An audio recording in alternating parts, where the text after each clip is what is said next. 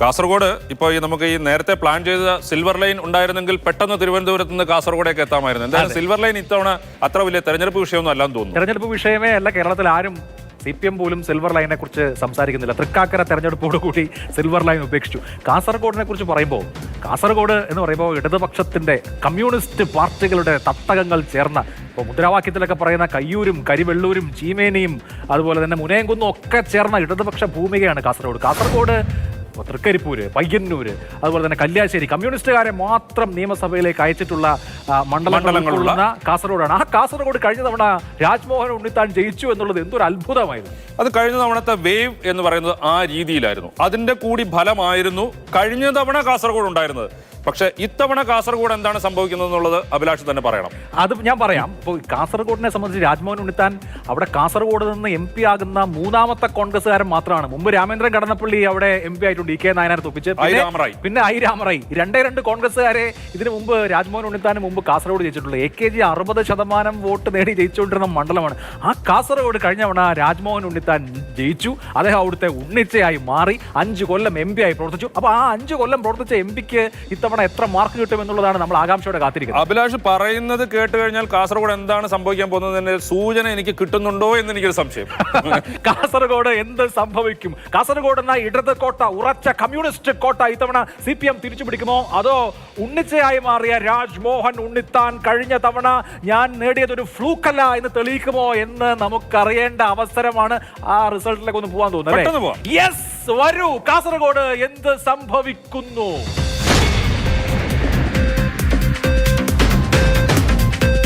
അഭിലാഷ് നേരത്തെ ഇത് പറഞ്ഞു തുടങ്ങിയപ്പോൾ തന്നെ ഇതിന്റെ റിസൾട്ട് എങ്ങനെയാണോ വരുന്നതെന്ന് എനിക്കൊരു സംശയം തോന്നിയിരുന്നു.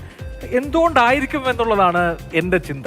ഒന്ന്, CPM-നെ സംബന്ധിച്ച് സ്ഥാനാർത്ഥി നിർണയത്തിൽ ഒരു പാളിച്ച പറ്റിയെന്ന് തോന്നുന്നു. കാരണം MV ബാലകൃഷ്ണൻ മാസ്റ്റർ അവിടെ കാസർഗോഡ് ജില്ലയിൽ അദ്ദേഹം പാർട്ടി സംഘടനാ രംഗത്തൊക്കെ ഉണ്ടെങ്കിലും കണ്ണൂർ ജില്ലയുടെ ഭാഗമായിട്ടുള്ള 3 മണ്ഡലങ്ങളിൽ അദ്ദേഹം എത്രമാത്രം ജനകീയനാണ്, പാർട്ടിക്ക് പുറത്തുള്ള എത്രമാത്രം വോട്ട് സമാഹരിക്കാൻ കഴിയുന്ന ആളാണ് എന്ന ഒരു സംശയം ഈ സർവേ റിസൾട്ട് നൽകുന്നു. ഇത് മാത്രമല്ല, രാജ്മോഹൻ ഉണ്ണിത്താൻ MP എന്നുള്ള നിലയിൽ അവിടെ നന്നായി പെർഫോം ചെയ്തു എന്ന് വേണം. ഇതിനകത്ത് ഒരു കാര്യം, ഈ കഴിഞ്ഞ തവണത്തേക്കാൾ രാജ്മോഹൻ ഉണ്ണിത്താൻ വോട്ട് പെർസെൻറ്റേജിൽ നില മെച്ചപ്പെടുത്തുകയും ചെയ്യുന്നുണ്ട്. രാജ്മോഹൻ ഉണ്ണിത്താൻ മെച്ചപ്പെടുത്തുന്നുണ്ട്. പക്ഷേ CPM പുറകോട്ട് പോകുന്നു.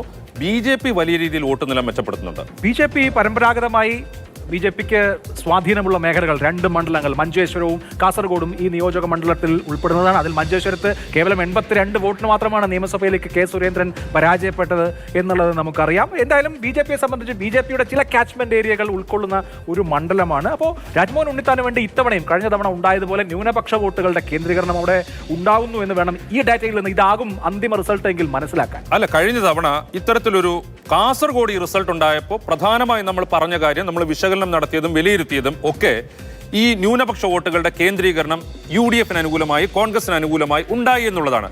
പക്ഷേ അതിലേക്കും അപ്പുറം ചില കാര്യങ്ങൾ, അത് പ്രത്യേകിച്ചും ഉണ്ണിച്ചയുടെ 5 വർഷത്തെ പ്രവർത്തനമാണോ എന്ന് ഇപ്പോൾ സംശയം തോന്നുന്നു. അല്ലെങ്കിൽ നമുക്ക് അങ്ങനെ അനുമാനിക്കാം. അല്ല, അദ്ദേഹം 5 വർഷം കാസർഗോഡുകാരനായിരുന്നു. കൊല്ലത്തേക്ക് അപൂർവമായിട്ടാണ് വന്നിട്ടുള്ളത് പോലും. അതൊരു ഘടകമായിരിക്കാം. മുസ്ലിം ലീഗ് കാര്യമായി തന്നെ മുസ്ലിം ലീഗിന്റെ സ്ഥാനാർത്ഥി എന്നതുപോലെ തന്നെ രാജ്മോഹൻ ഉണ്ണിത്താനെ കഴിഞ്ഞ തവണ ട്രീറ്റ് ചെയ്തിരുന്നു. അത് ഇക്കുറിയും ഉണ്ടാകുന്നു എന്ന് വേണമെങ്കിൽ മനസ്സിലാക്കാം. എന്തായാലും കാസർഗോഡ് നമുക്ക് ഇപ്പോൾ പ്രേക്ഷകരോട് പറയാവുന്ന കാര്യം, കാസർഗോഡ് ഇന്ന് തെരഞ്ഞെടുപ്പ് നടന്നാൽ രാജ്മോഹൻ ഉണ്ണിത്താൻ വീണ്ടും തെരഞ്ഞെടുക്കപ്പെടുമെന്നാണ് P മാർക്ക് പറയുന്നത്. അഭിലാഷ്, അതിനകത്ത് ഒരു കാര്യം കൂടെ ഉണ്ട്. 2014 P കരുണാകരന് ഏറ്റവും കുറഞ്ഞ ഭൂരിപക്ഷത്തിൽ ഏതാണ്ട് 7,000 കഷ്ടിച്ച 7,000 വോട്ടിന് മാത്രമാണ് രക്ഷപ്പെട്ടത്. ഇപ്പോ ഈ പറയുന്ന പ്രായം, ഈ പുതുതലമുറയ്ക്ക് ഐഡന്റിഫൈ ചെയ്യാൻ കഴിയുന്നതിന് ഒരുപക്ഷെ അല്ലെങ്കിൽ കുറവ് വരുന്ന രീതിയിലുള്ള സ്ഥാനാർത്ഥി, അതൊരു പക്ഷേ CPM-ന് തിരിച്ചടി ആയിട്ടുണ്ടാവുക ഇപ്പോഴത്തെ ഈ സൂചന അനുസരിച്ച്. CPM കാസർഗോഡിനെ ടേക്കൺ ഫോർ ഗ്രാൻഡഡ് ആയി കാണുന്നതിന്റെ പ്രശ്നം ഇക്കാര്യത്തിൽ ഉണ്ടെന്ന് തോന്നുന്നു. ഇത്തവണ CPM-ന് LDF-ന് കേരളത്തിൽ ജയിക്കാൻ കഴിയുമായിരുന്ന മണ്ഡലങ്ങളിൽ ഒന്നും ഇപ്പോഴും കഴിയില്ല എന്ന് ഞാൻ പറയുന്നില്ല കേട്ടോ. കാരണം ഇത് റിസൾട്ട് അല്ല, ഇത് ഇലക്ഷന് 40 ദിവസം മുമ്പ് വന്നിട്ടുള്ള ഒരു പ്രീപോൾ സർവേ മാത്രമാണ്. പക്ഷേ ഈ സർവേയുടെ സൂചന അനുസരിച്ച് വന്നതിന് ശേഷമുള്ളതാണ്. അതെ, സർവേയുടെ സൂചന അനുസരിച്ച് അവിടെ രാജ്മോഹൻ ഉണ്ണിത്താനാണ് മുൻപിൽ.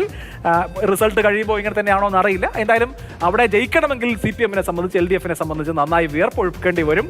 രാജ്മോഹൻ ഉണ്ണിത്താനാണ് ഇപ്പോൾ പോൾ പൊസിഷൻ. ജയിക്കണമെങ്കിൽ, ഒപ്പം പിടിക്കണമെങ്കിൽ CPM-ന്റെ സ്ഥാനാർത്ഥിയുടെ കുറവുകൾ എന്താണെന്ന് മനസ്സിലാക്കി അത് മറികടക്കാനുള്ള പ്രചരണ തന്ത്രം അവരുണ്ടാക്കണം. തീർച്ചയായിട്ടും. എന്തായാലും കാസർഗോഡിനെ സംബന്ധിച്ച് കാസർഗോഡ് ഒരു സർപ്രൈസ് നൽകുന്നു. കാസർഗോഡ് എന്ന CPM കോട്ട ഇത്തവണയും രാജ്മോഹൻ ഉണ്ണിത്താൻ ഭരിക്കാനാണ് ഇപ്പോഴത്തെ നിലയിൽ P മാർക്കിന്റെ ഈ സർവേ അനുസരിച്ച് ഇപ്പോഴത്തെ നിലയിലുള്ള എല്ലാ സൂചനയും അങ്ങനെയാണ്.